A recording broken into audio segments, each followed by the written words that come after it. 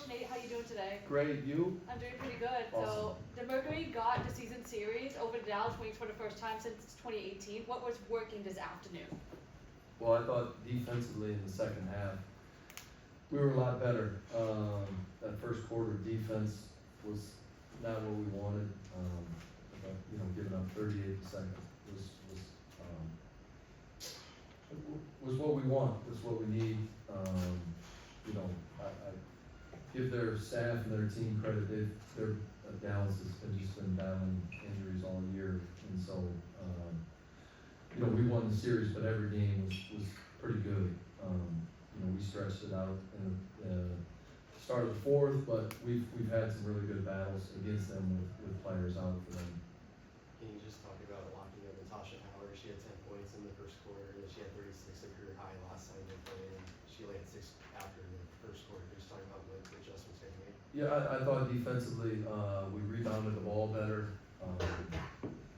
Shout out to Kiki. She really stepped up. We kind of put her in the starting lineup, or actually kept her in the starting lineup because we wanted her to go to Howard. Obviously, we were in some switches with players down.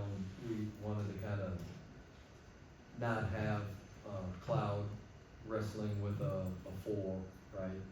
Post up 4. And so I thought Kiki did a good job of being physical and making her work, especially the last 3 quarters. Nate, won 8 times in the last 12 games. Where are you guys just with the rhythm? It doesn't feel like that. Yeah.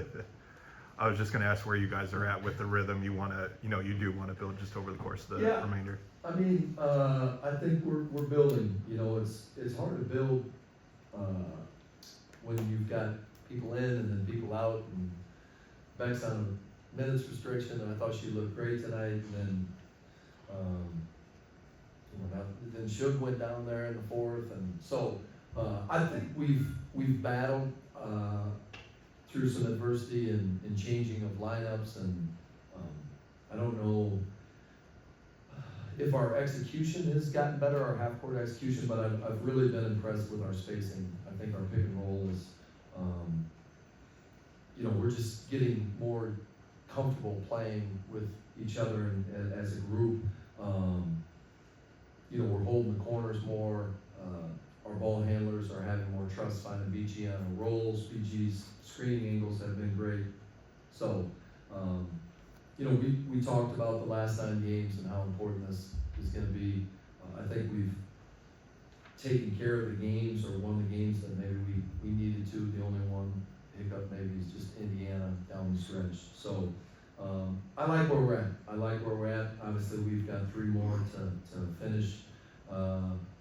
Our record is 12-10, which isn't great, but I think we're headed in the right direction, especially with the injuries that we've had. Can you just talk about the little kids today, what kind of environment they made, and what, lasting memory would you say that the little kids can learn from today? Yeah, I thought it was awesome. It sounded a lot like my house, with the 2 6-year-olds yelling and screaming. So I was kind of used to it. I enjoyed it. I think they had a riot. They were making noise when nothing was even going on. They were just yelling to yell. But great first experience for me. I had heard that was the most kids tickets we've given away in franchise history, and we've just continued to have great crowds, which is so much fun for our staff and our team. Speaking of Kiki, which you mentioned her earlier, you talked in here earlier about her confidence growing from game to game, but what did you see from her in terms of her confidence growing just throughout this game today, getting the 12 points? Yeah, I mean, I wish that she believed in her shot as much as I believe in her shot. She was 40% today for 3, but I was really just proud of her defensively. She's such a nice person, laid back, but when you step on the floor, you got to have some toughness, and she showed that tonight. We're going to need that moving forward. She got into a little altercation, which I kind of like. So yeah, that's what we need. You talk about waiting for opportunities, and she has stepped up so far. So I'm really happy for her. Coach, you got all-star participants and you have Olympic participants. Are you do you have a plan in place for their minute restriction going down the stretch or even coming back from playing that much? Yeah. Yeah, really good question. You know, this is my first time going through this, and the Olympics is every 4 years, and so just stepping into that. You know, obviously organizationally, we want to make a push and finish this thing out the last 3 games, and then also you want to go into All-Star and Olympics being healthy. So, you know, early in the year, I was playing our players less minutes maybe than what they've traditionally been used to, or just kind of looking around the league. But my mindset is I was trying to help build camaraderie and belief in all of us with just playing 4 or 5 or 6 less minutes. Now, if you were to look at the minutes the last couple of games, you wouldn't think that, but it's just kind of the hand's been forced. And so, you know, we're a veteran group. You know, it gets a little bit scary, like when you're the head coach, you get a day off or 2 days off, you want to practice, but I think part of my responsibility is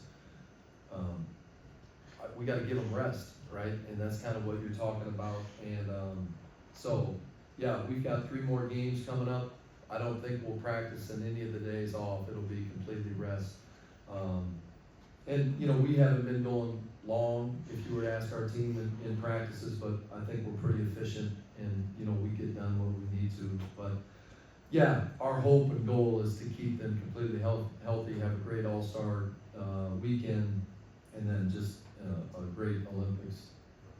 When you talk about back, she's been battling a little back problems. Yeah. Just talk about how she's battling through that. And Yeah. persevering. I'm happy for Beck. I think she felt the best, and to me, she looked the best she's looked in 10, 12, 14 days, something like that. And, you know, she wants to be out there, and I think she feels bad when she's not, but she's been in a lot of pain.